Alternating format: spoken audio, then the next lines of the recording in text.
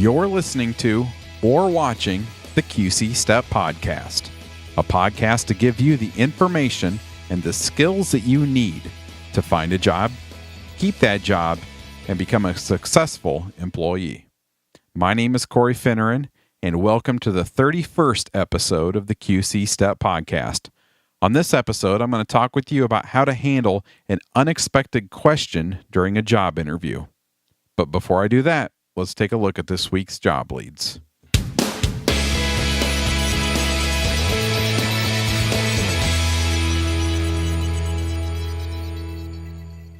These job leads are posted every Monday morning at qcstep.com, and there are links to online applications for every job lead this week, and they're under the blog post entitled Job Leads May 6th, 2013. Now, a few of these leads that I'm going to give you today, I think actually the first three, require applicants to have their high school diplomas. But really, if you think about it, for your seniors that are going to be graduating, by the time you fill out the application, you go through the interview process, and then the process of being hired, by the time you get through that, probably a lot of you will have your high school diplomas. So there's a couple things that you can do if this is going to be the case, if you're interested in these positions and you are graduating.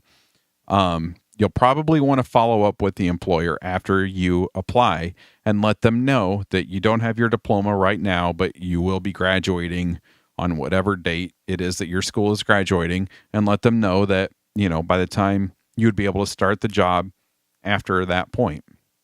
Another thing that you can do is when you're filling out the application, they'll give you a date, usually, when you received your high school diploma. And what you can do is put that date that you'll be graduating, even though it's in the future, and that lets them know that you're still in high school and you're a senior and that you will be graduating on that date. But even if you do that, I would maybe still follow up with the employer and let them know that you're interested in the position, let them know what your work schedule would be after you graduate and everything like that. So, as I said, I think it's these first three. And so the first one is Select Specialty Hospital. That's in Davenport, and they're looking for dietary aides. The FedEx, I believe that's in East Moline. They have a couple of warehouses and stuff, but it's on the Illinois side. I know that. And that is a dock worker position. And Good Samaritan Society in Geneseo. And so that would maybe be more for students that are in the outlying areas of the UT school district, and Riverdale might be interested in that lead. And the position that they have is a resident valet. And I looked into that to see what the job description was. And it's kind of like just a general worker in a care facility.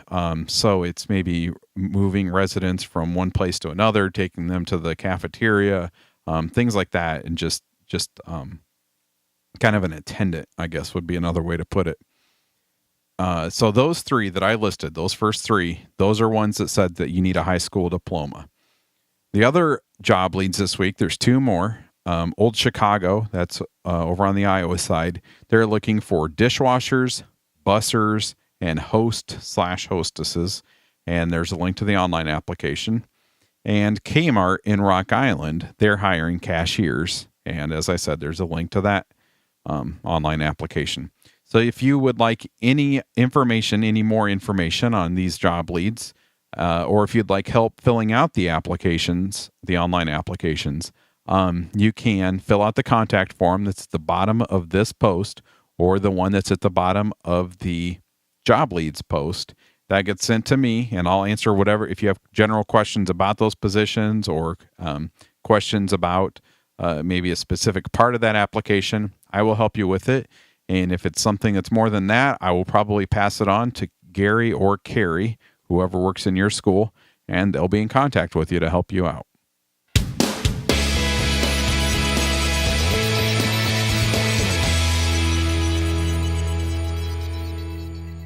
As I said on the podcast a few weeks ago, I've started to post links to articles and videos and anything else really that is on employment. And I'm putting that stuff on our Facebook page and our Twitter account. One of those that I posted last week was on how to handle an unexpected question in an interview. So this might happen if the employer asks you a what if question. I think that's maybe how it would be most likely to occur. For instance, they might ask you something like, how would you handle the situation if you saw one of your friends in our place of employment while you were working and they were shoplifting? Or what would you do if a coworker was pushing their work off on yourself or another coworker? And these are sometimes situations that maybe you had never thought about and you probably have never experienced, especially if you don't have any work history or paid work history. And there's kind of opinions that go both ways on how to handle these types of situations. But my theory is you can never go wrong by asking for a few seconds to think about your answer. This can give you time to collect your thoughts. And unfortunately, it can also give you time to think, oh my gosh, it's so quiet in here.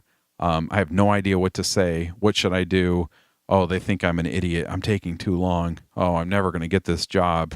And your thoughts can get away from you and you never can get back on track to what you're actually trying to take a few seconds to think about. So the next thing you know, you've gone 20 seconds and you haven't said a thing and you haven't gotten anywhere with processing that question. So you have to be careful with asking for a few seconds to think. It's very important to stay on topic. Keep your thoughts on the topic and the question at hand. So if you haven't faced, so you can do that to ask for more time, especially if you find that you're not a person where your thoughts wander. Myself, I would probably struggle a little bit with that, but sometimes when you're asked a question, you really do just need the time to think about it. You don't want to open your mouth and start talking right away because your mouth is going to be moving faster than your brain is. And I think we've all been in those situations before. So if you haven't faced that particular question, what you can say is, I haven't been in that situation, but I would handle it by fill in the blank. So even if it's your first job, try to think about something that you have experienced that's similar to that situation. So let's say they ask the question about how to handle a coworker that is trying to get you or another coworker to do their work for them. Have you ever been in a situation at school, like in working in a group in class, where somebody's tried to do that? Somebody's tried to not pitch in, not do their fair share of the work. And if you have, mention that and tell them how the situation was resolved and what role you played in on that. I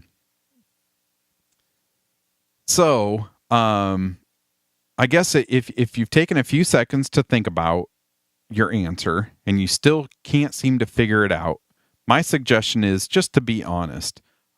Say that you've never been in that situation before because this is your first paid job, and tell the person that's interviewing you that you would talk with a manager or ask a manager about that situation. Because I believe that in an interview, saying I would talk with my manager is a great answer to almost any question, because it shows that you would go to the next person in line. You would go to someone that's going to know how to handle the situation. And then that way, because a lot of the jobs that we're looking at are customer service type jobs. So they would rather have you ask someone that knows the answer than you give information that's not accurate to their customers. It's a possibility that you will face unexpected questions in an interview. And if you do, don't panic. Chances are the employer did not ask you that question trying to stump you or trip you up. That wasn't their intention. And I believe that a lot of times, or I would say almost all the time, in interviews, the employer is trying to get a sense of your personality and they're trying to get to know you. And that's what they're looking for in the interview is who are you and how are you going to interact with customers, and they're going to base that on how you're interacting with them. That's something I think it was either Kay Myers from Hy-Vee or it might have been the manager of McDonald's I think it was Kay Myers from Hy-Vee on John Deere Road. I interviewed her in like September when we started the podcast, and she talked about that's what she looks for in an interview is how is this person going to act with our customers? And that's what they're looking for. So if they ask you a question that you don't really quite know the answer to, and maybe you feel like when that question's done and you've answered it, if you feel like you've kind of delivered a bad answer, that's okay, because you haven't blown the interview, because you still have the opportunity to let your personality shine through the rest of the interview. And anybody that's going to interview you, they know that they might ask you a question that caught you off guard, and there's nothing wrong with saying, oh, I never thought about that before. Can I take a second to think about it and just walk yourself through it? But if you do feel like you kind of bombed that question, know that the interview is not over. Don't give up. Don't let it affect your mood and how you're acting towards the employer. Don't slouch. Don't act defeated, because you haven't been defeated. And make sure that I guarantee if it's a business like Hy-Vee, if you feel like you have a bad answer and you follow it up and the next answer you're smiling through it and you're being energetic, I guarantee you that it will probably take care of the question that was just asked that you felt like you didn't do so well on.